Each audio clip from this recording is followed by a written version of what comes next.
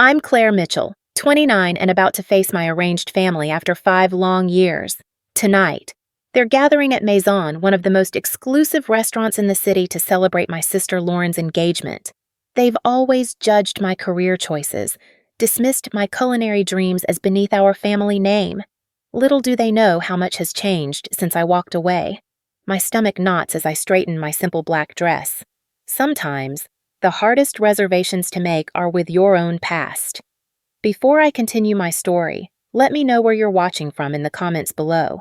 Don't forget to like and subscribe if you've ever had to prove your worth to people who should have believed in you from the start. Growing up in Greenwich, Connecticut, meant something very specific in my family. The Mitchells weren't just wealthy, we were a legacy.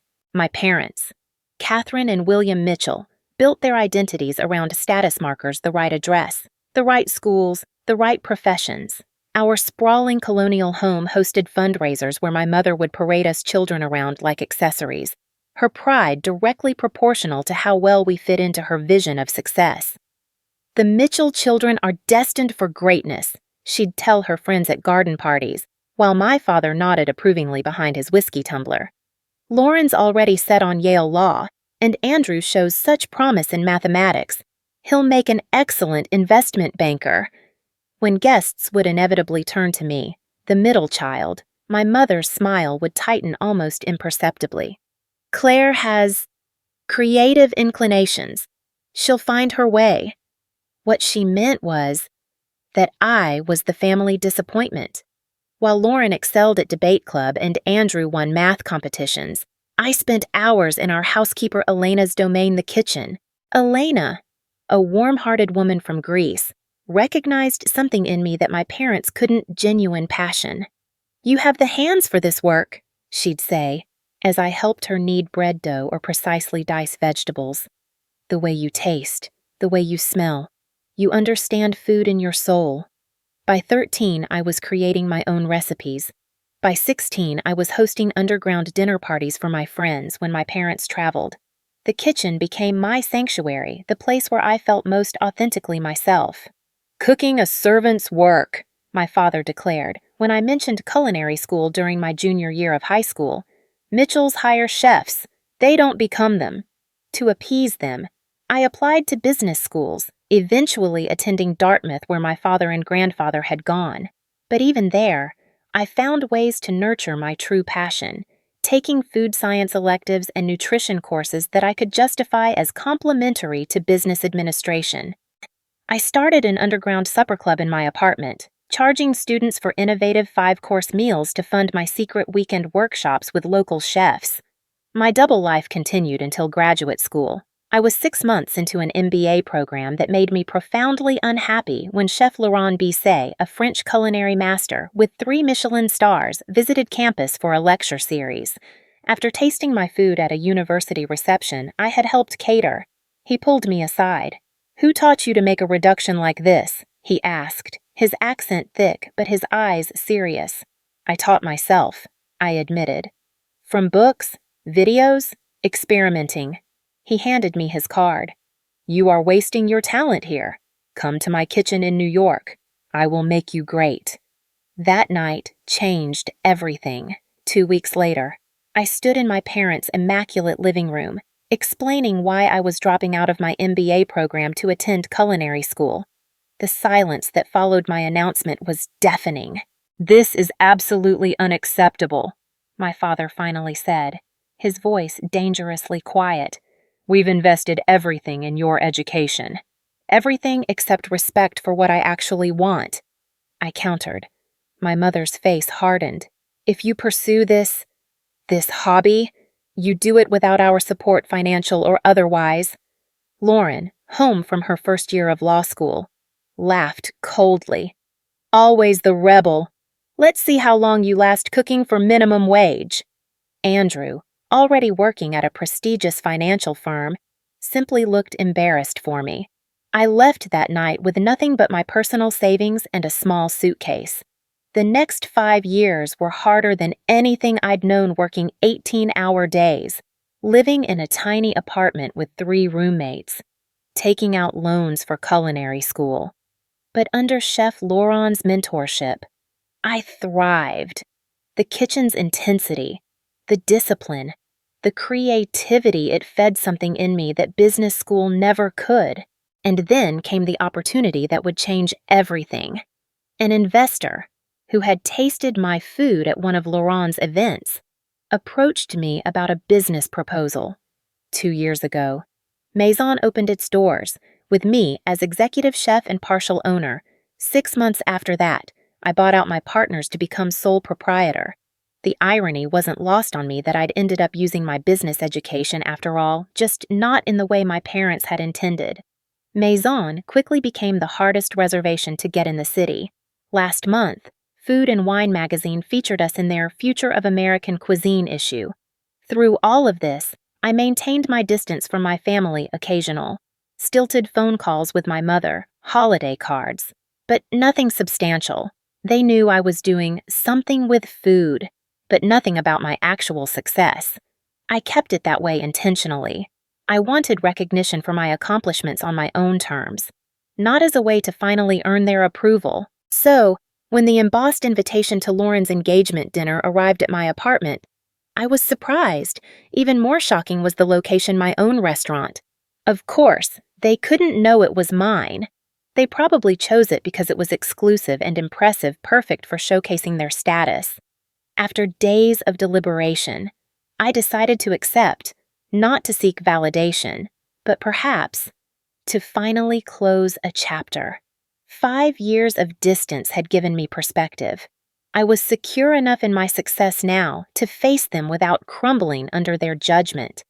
What I hadn't anticipated was how it would feel to watch them dine in my establishment, criticizing the very dishes I had poured my heart into creating. But that was exactly what awaited me, as I pushed open the heavy glass doors of Maison that evening, ready to play the role of the struggling black sheep, one last time.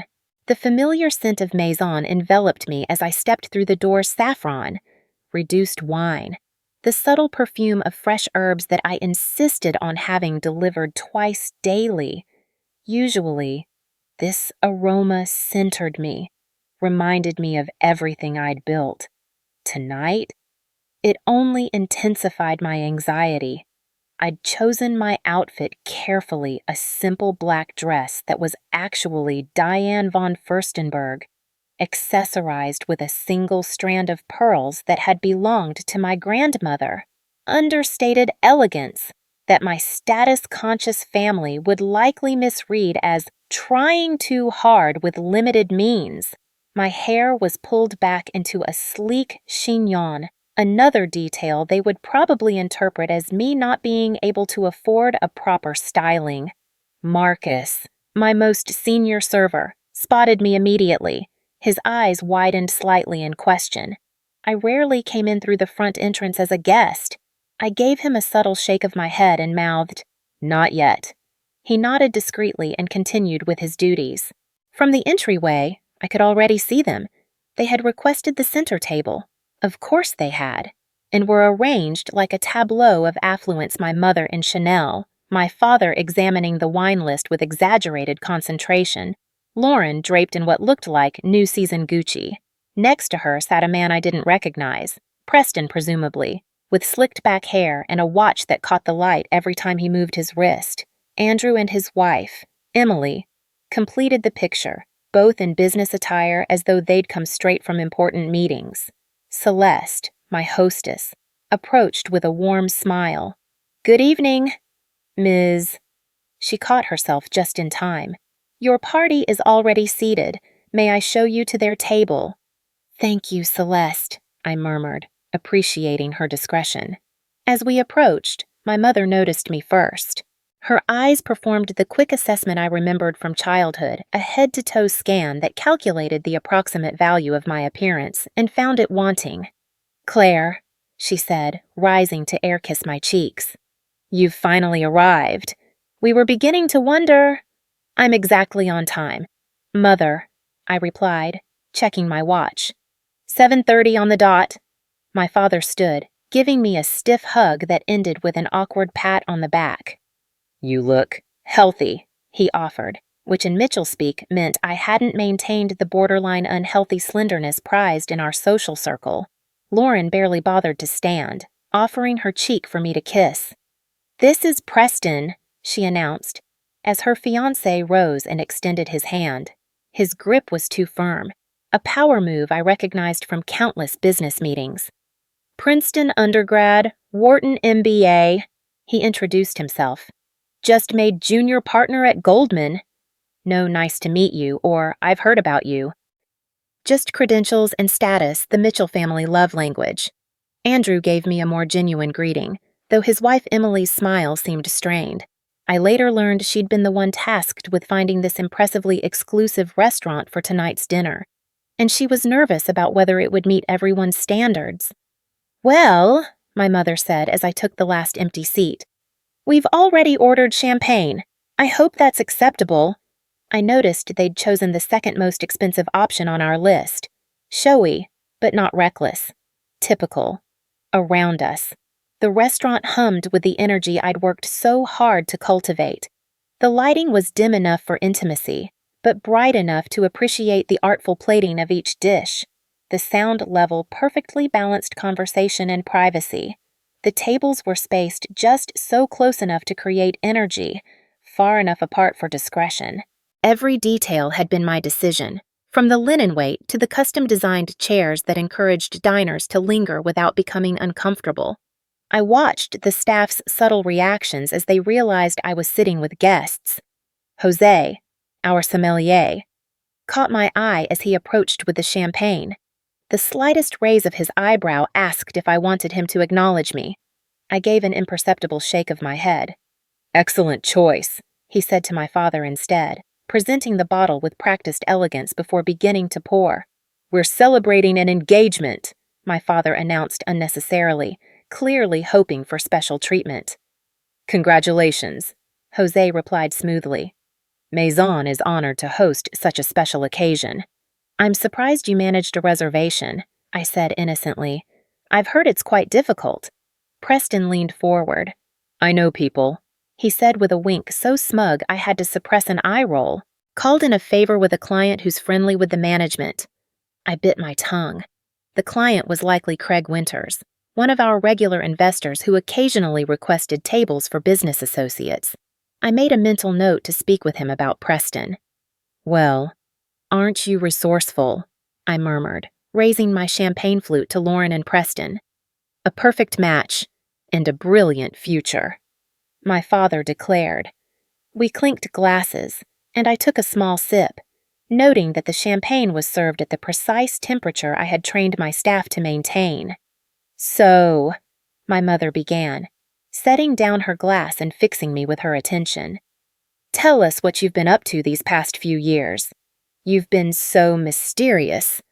The table's focus shifted to me, 5 pairs of eyes evaluating, ready to judge. "I've been working in food," I said simply. "Learning, growing.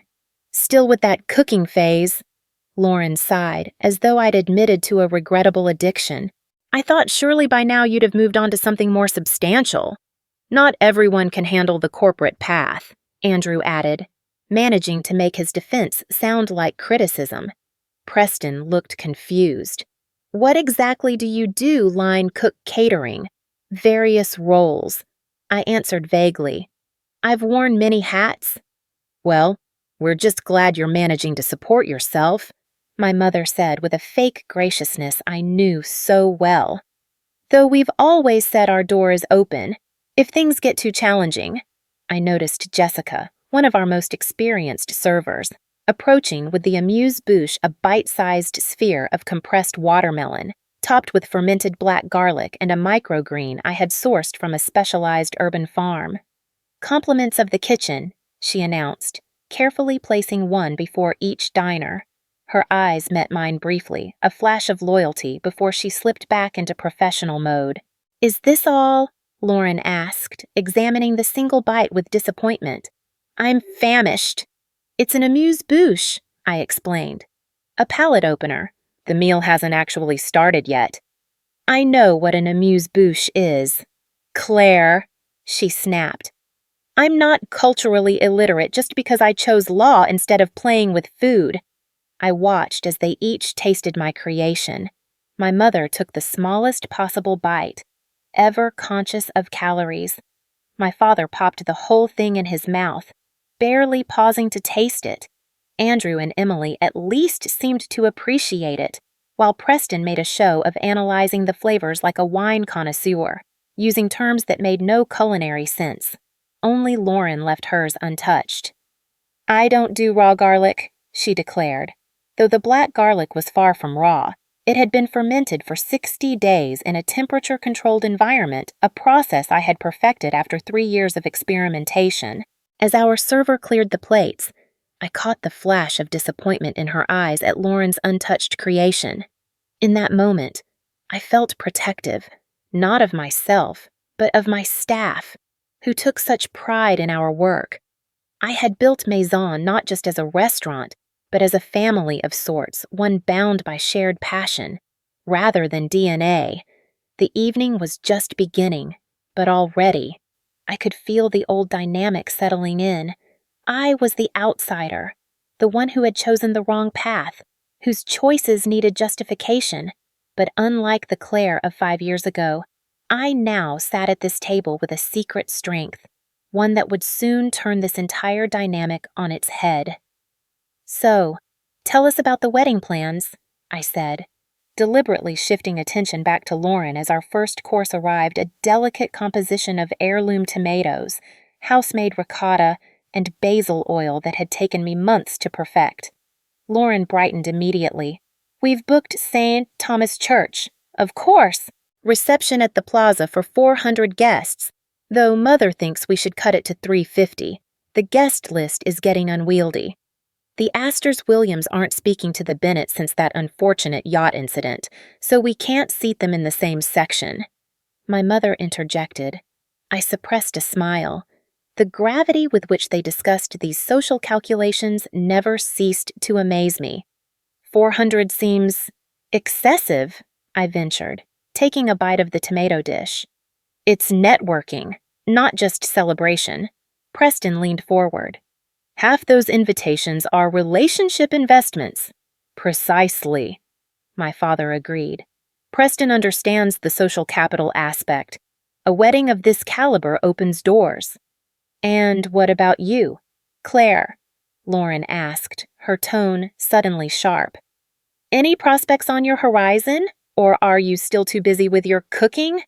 I noticed she had barely touched her food, pushing the heirloom tomatoes around her plate with obvious disinterest. "I'm focused on my career right now," I answered simply.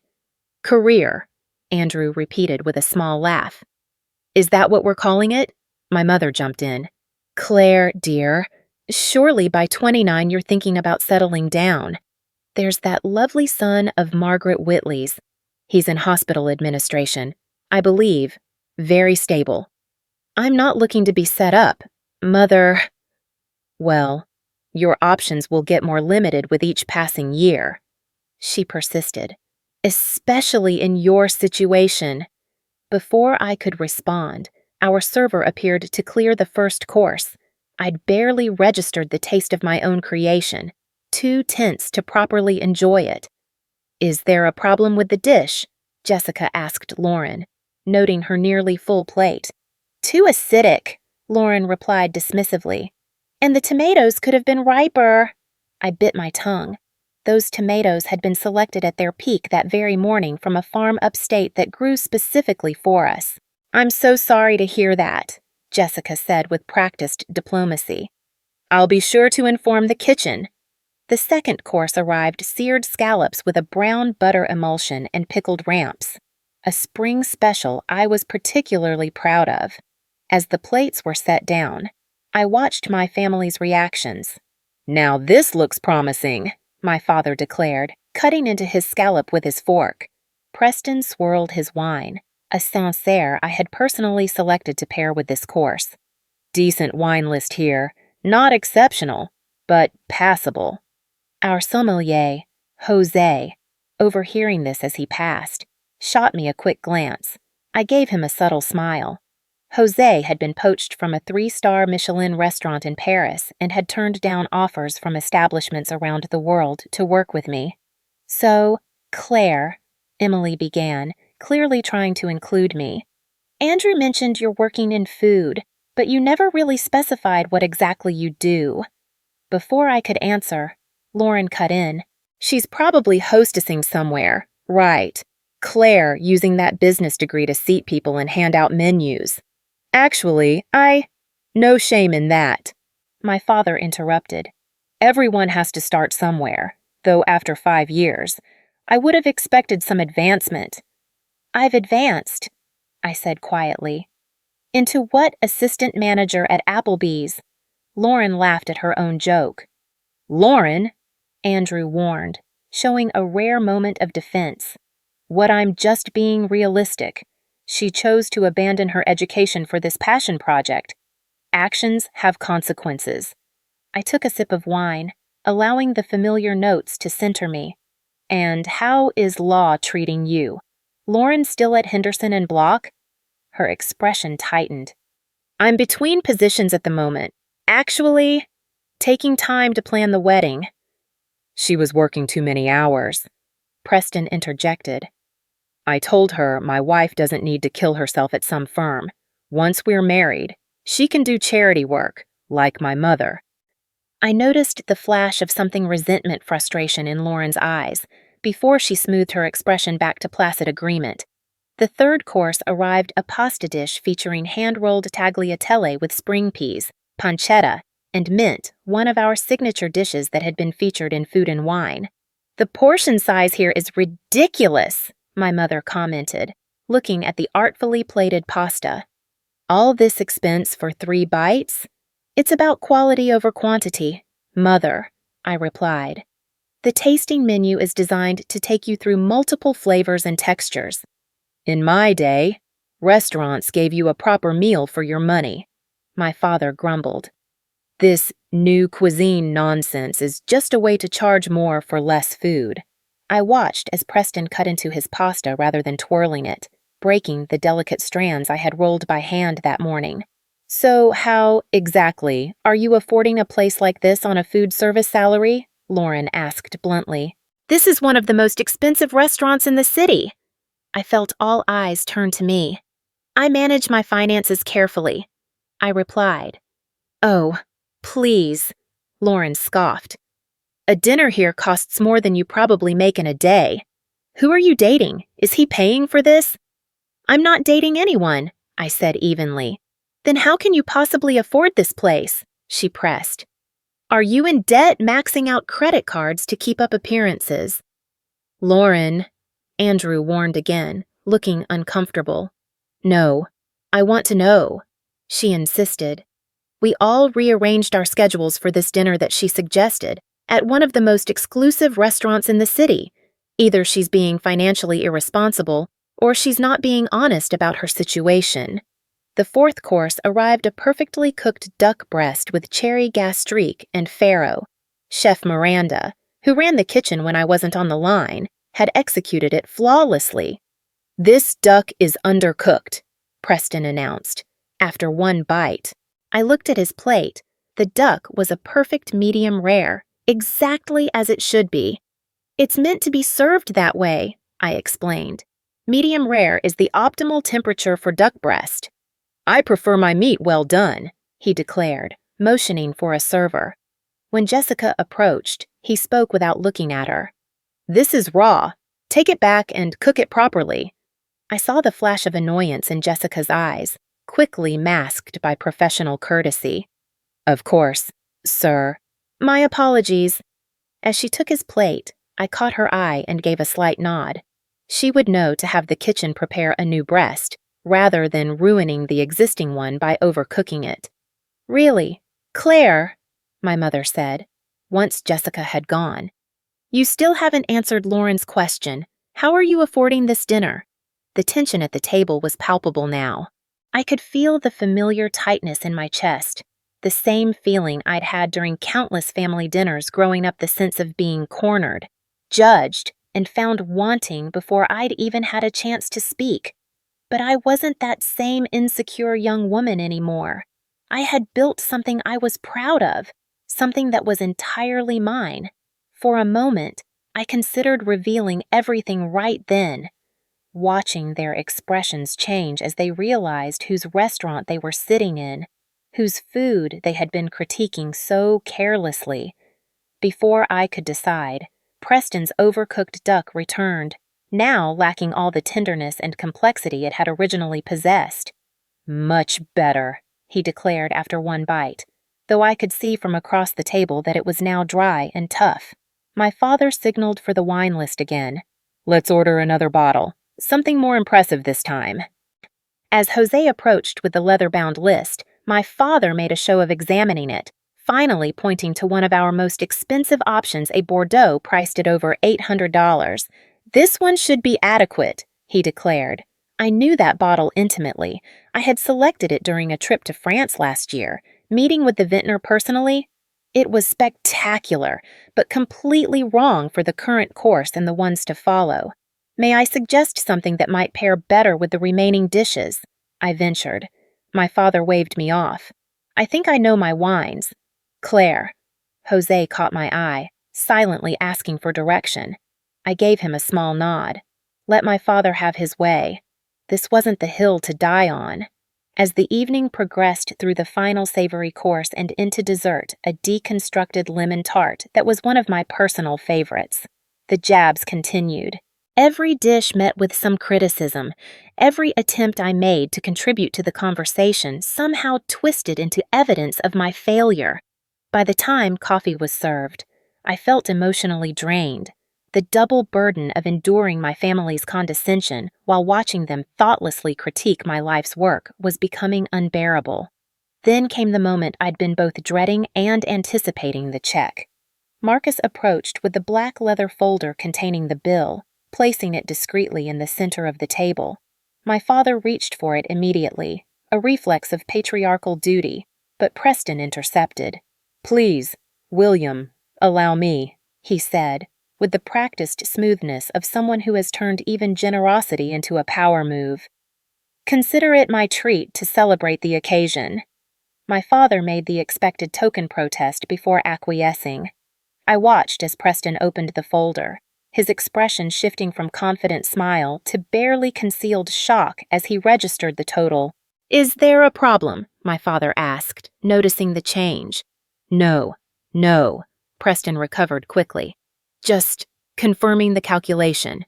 I knew exactly what he was looking at. A dinner for 7 with premium wine pairings, special off-menu requests, and that $800 Bordeaux would run well over $3,000. Not outrageous for a restaurant of Maison's caliber, but certainly a statement. He reached for his wallet, extracting a black credit card with a deliberate slowness, making sure everyone noticed the exclusive tier. Lauren, perhaps sensing his discomfort, chose that moment to circle back to her earlier interrogation. "So, Claire," she said, her voice dripping with false sweetness, "you never did explain how you're managing to contribute to this extravagant dinner. We wouldn't want you stretching yourself financially on our account." All eyes turned to me again. I could feel the familiar dynamic asserting itself, Lauren. The successful one. Me. The struggling disappointment. "I can cover my portion," I said simply. "Can you?" "Though," she pressed, leaning forward, "because we all know what food service pays. Can you even afford this place?" The table fell silent. The question hung in the air, so deliberately insulting that even my parents looked uncomfortable. "Lauren," my mother murmured, "perhaps this isn't—" "No, I want to know," Lauren insisted, eyes locked on mine. "We've spent the entire evening pretending that everything's fine, that Claire's choice to throw away her education hasn't left her struggling. I think we deserve some honesty." I felt a hot flush rising from my chest to my face. 5 years of distance, of building my own life and success, and nothing had changed. I was still the family disappointment, still being asked to justify my existence. Preston. perhaps sensing an opportunity to reassert control after the check shock, joined in. If you need help with your portion, just say so. No shame in that. I don't need help, I said, my voice tight. Then how exactly are you paying for this? Lauren demanded. A meal here costs more than you probably make in a week. I opened my mouth to respond, to finally reveal everything, when Preston suddenly frowned at the bill. Wait, there's a mistake here, he announced. They've only charged us for the wines, not the food. He signaled sharply for Marcus. Excuse me, there's an error on our check. Marcus approached our table with perfect timing, as though he'd been waiting for this moment. In reality, he probably had been. My staff knew me well enough to be watching this drama unfold. Is there a problem, sir? He asked. Yes, you've only charged us for the beverages, not the meal, Preston said, pointing at the bill. Marcus looked at the check, then at me, his expression questioning. In that moment, I made my decision. The charade had gone on long enough. I gave Marcus a slight nod. There's no error, sir, Marcus said smoothly. The dinner portion has been taken care of. By whom? My father asked, frowning. Marcus turned to me, his professional demeanor giving way to a warm smile. Welcome back. Ms. Claire, your usual table is ready for your meeting with the investors. Would you like me to handle this situation first? The silence that fell over the table was absolute. 6 pairs of eyes turned to me, in various stages of confusion and disbelief. Thank you, Marcus, I said, my voice steady despite the adrenaline coursing through me. Yes, please close out Mr. Toad Harrington's beverage tab. The rest is on the house. As usual. Very good, Ms. Claire, he replied, taking the folder from Preston's now slack grip. Chef Miranda mentioned she'd like your opinion on the new spring menu items when you have a moment. I'll stop by the kitchen before my meeting, I assured him. As Marcus departed, I finally looked directly at my family. Their expressions ranged from confusion to shock, to the first dawning of understanding. What is happening? My mother finally managed. I took a deep breath. The moment I had both dreaded and secretly anticipated for 5 years had arrived. Welcome to Maison, I said simply. My restaurant. The silence stretched for what felt like an eternity. My father was the first to recover, his expression shifting from confusion to calculation. Your restaurant, he repeated carefully. You work here? No. Father, I clarified, feeling a strange calm settle over me. I own Maison. I'm the executive chef and sole proprietor. That's impossible, Lauren blurted. This is one of the most exclusive restaurants in the city. It's been featured in major magazines. Yes, I agreed. Food and Wine last month. Bon Appetit before that. The New York Times gave us 4 stars in their review last year. Preston was staring at me, as though I'd suddenly started speaking in tongues. But you said you worked in food. You were vague about everything. Because I wanted to see how you would treat me if you thought I was struggling, I explained. And you've all made that abundantly clear tonight. My mother's hand fluttered to her pearls, her go-to gesture when socially destabilized. Darling, why wouldn't you tell us about this achievement? The way she emphasized achievement spoke volumes. Success made my choices retroactively acceptable. In a way, passion alone never could. Would you like the full story? I asked, looking around the table. Without waiting for an answer, I continued. After I left 5 years ago, I moved to the city with what little savings I had. I rented a tiny room in an apartment with 3 roommates in Queens. For the first year, I worked 3 jobs: prep cook at a bistro from 500 a.m. to noon, line cook at a midtown restaurant from 100 p.m. to 10:00 p.m., and weekend shifts at a bakery. I took a sip of water, noting their uncomfortable expressions. I slept 4 hours a night. I had blisters and burns up and down my arms. I studied technique obsessively in my rare free moments. Chef Laurent, who had initially encouraged me to pursue culinary arts, took me under his wing. I became his sous chef within 18 months. Andrew was watching me with what appeared to be genuine interest. Emily looked impressed. My parents seemed frozen in a state of reassessment. 2.5 years ago, I was working a private event at Laurent's restaurant. A guest, James Warren of Warren Capital, tried my special course and asked to meet the chef. He was surprised to find someone so young had created what he called the most innovative dish he'd tasted in years. I gestured around us. James became my first investor. We found this space, which was a failed nightclub at the time. I developed the concept, designed the menu, hired the staff, oversaw every detail from the lighting fixtures to the custom plateware. "But the cost," my father said, his mind still seemingly stuck on the finances.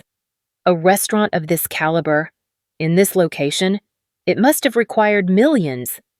$3.4 million for the initial investment, I confirmed. James brought in 2 other investors.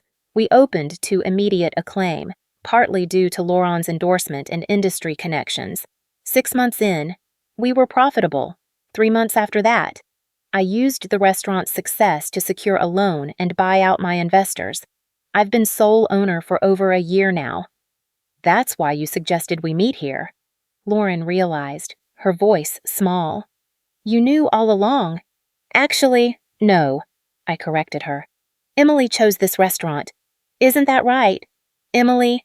All eyes turned to Andrew's wife, who blushed deeply. I had no idea. Claire." The concierge at Andrew's firm recommended it as the most impressive new restaurant in the city. "I swear, I didn't know it was yours." "Of course you didn't," I assured her. "No one in the family knew. That was deliberate on my part." "But why keep it a secret?" my mother pressed. "We're your family. We would have been proud." I couldn't help the sharp laugh that escaped me. "Would you?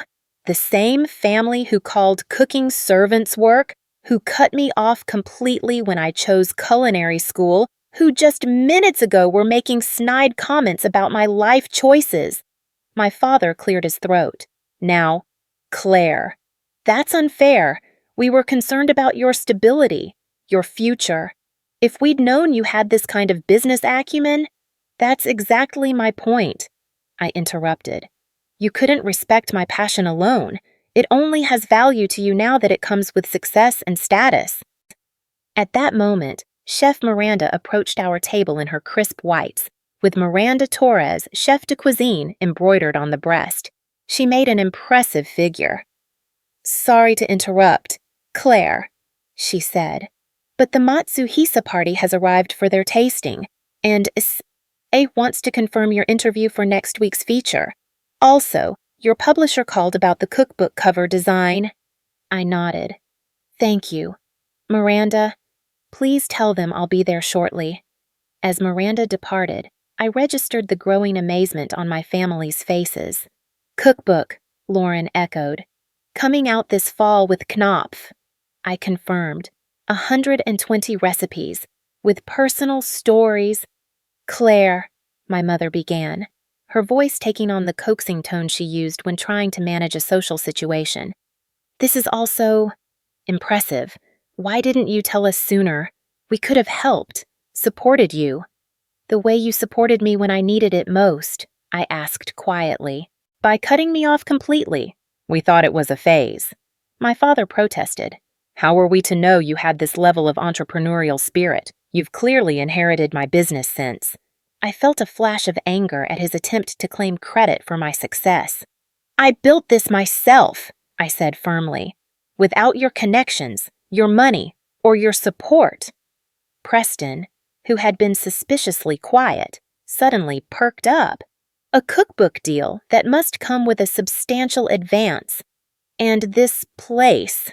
He gestured around appreciatively, his earlier criticisms forgotten. "It must generate significant revenue. Do you have plans for expansion?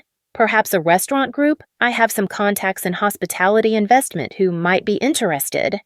I couldn't help but laugh at the transparency of his pivot from condescension to networking opportunity. I'm doing quite well with my current advisors, but thank you, I said. Lauren shot him a look of irritation before turning back to me. So, all this time, while I thought you were struggling, you were actually succeeding, building all this. Yes, I said simply.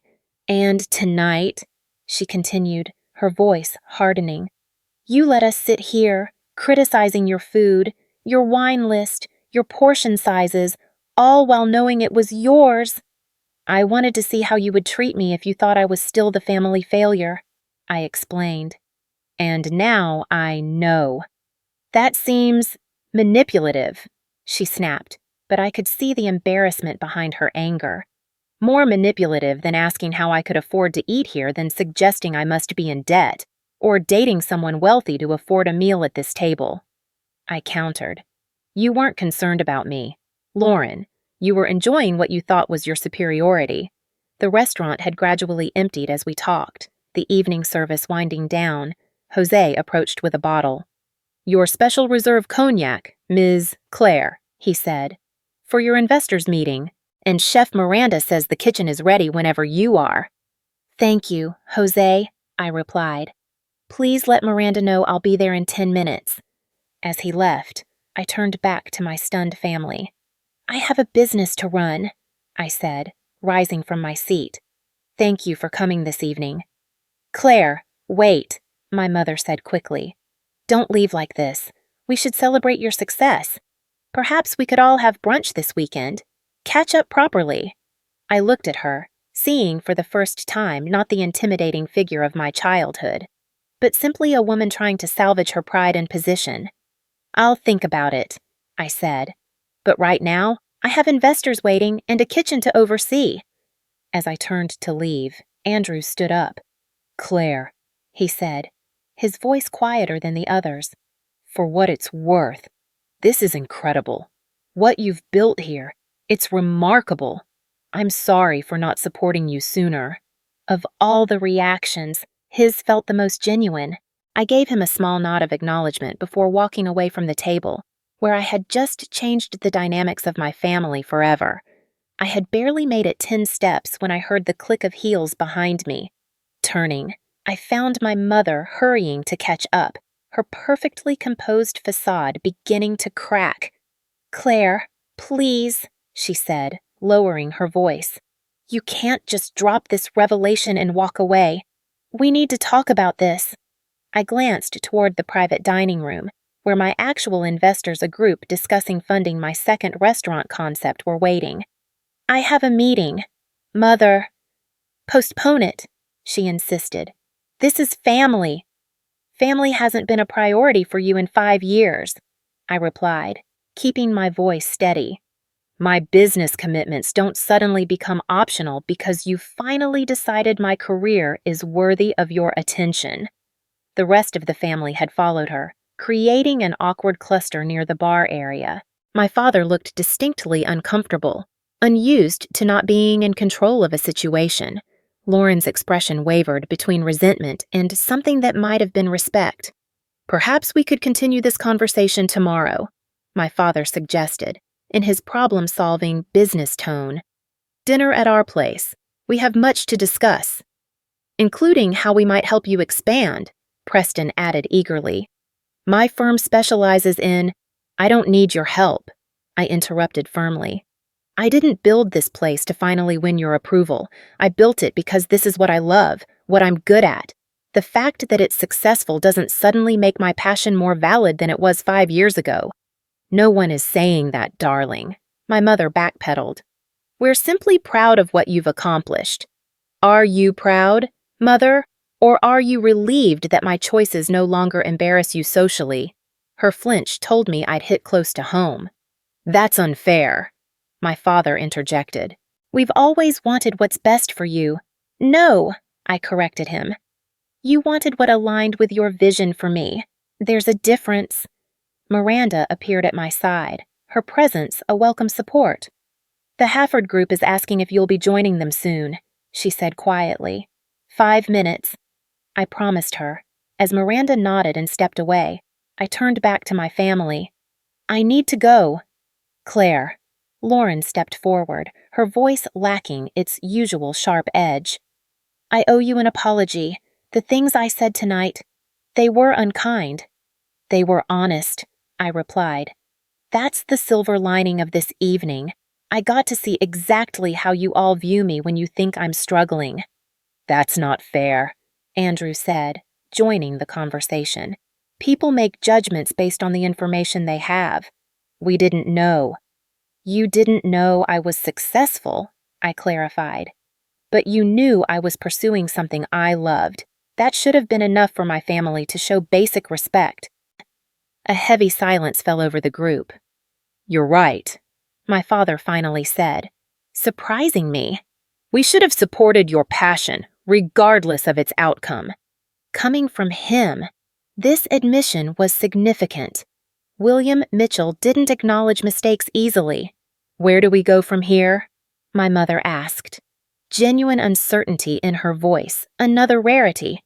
I took a deep breath, considering the question. Despite everything, these people were my family. The hurt they'd caused was real, but so was our shared history. Complete estrangement had never been my goal, just enough distance to build my own life without their judgment clouding my decisions. I don't know yet, I answered honestly, but tonight has made one thing clear if we're going to have any relationship moving forward. It needs to be on different terms. I'm not the family failure seeking redemption.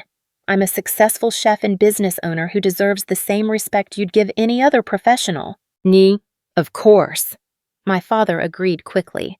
And that means no more comments about my life choices, no more unsolicited career advice, and absolutely no attempts to network through my restaurant, I added, with a pointed look at Preston, who had the grace to look embarrassed. About Lauren's wedding, my mother began tentatively. What about it? I asked. We'd still like you to be there, Lauren said, her voice softening. As my sister, not as whatever we thought you were before tonight. I looked at her, trying to see past the years of competition and judgment. Despite everything, there had been good times, 2 secrets shared as children, supporting each other through our first heartbreaks, inside jokes no one else understood. I'll be there, I promised. Then, after a moment's consideration, I added, and if you'd like, I could host a dinner for the wedding party here at Maison. As my gift. Lauren's eyes widened. You would do that after how we've treated you. You're still my sister. I said simply, but to be clear, this isn't me seeking your approval. It's me offering something I'm proud of, on my own terms. I understand, she said quietly, and I would be honored. A genuine smile, the first of the evening, passed between us.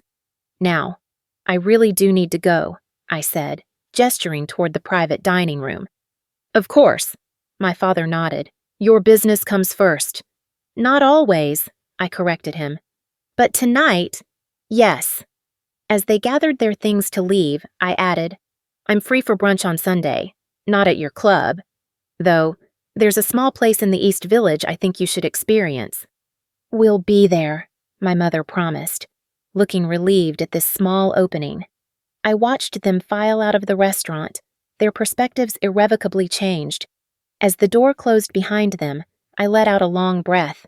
Feeling oddly lighter, Miranda approached again. Everything okay?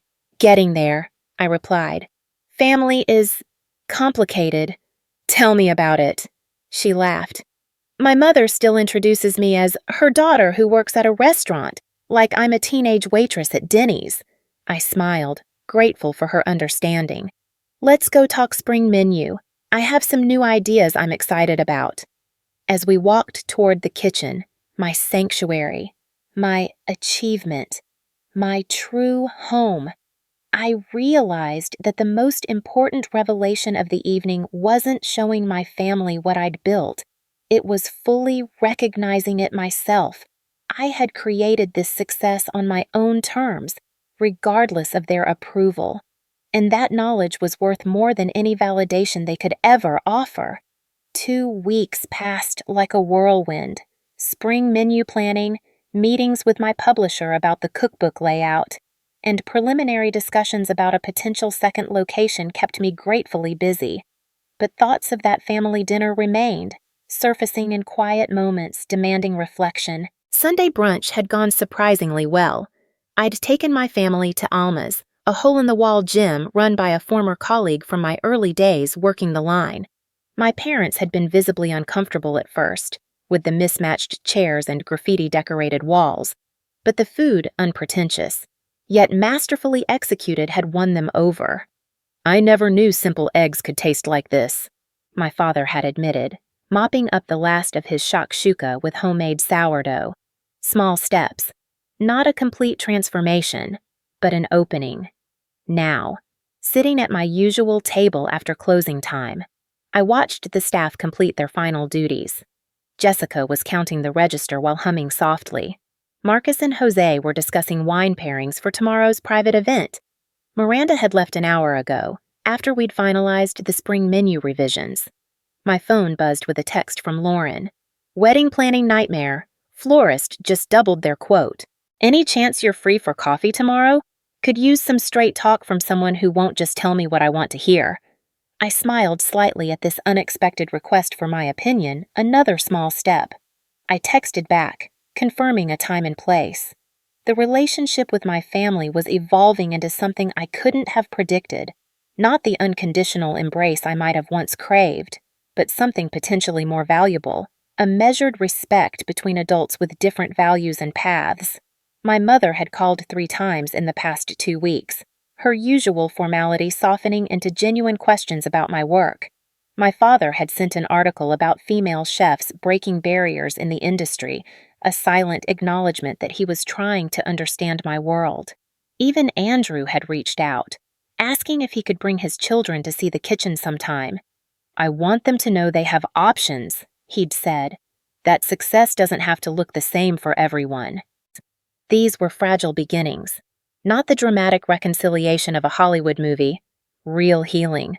I was learning. Happens in quiet moments and small gestures, in the gradual rewriting of old patterns. The most significant change, though, wasn't in my family's perception of me, but in how I had finally stopped measuring my worth through their eyes. The validation I had once desperately sought from them now felt strangely unnecessary. I had proven myself, not to them, but to myself. This realization had rippled through other areas of my life as well.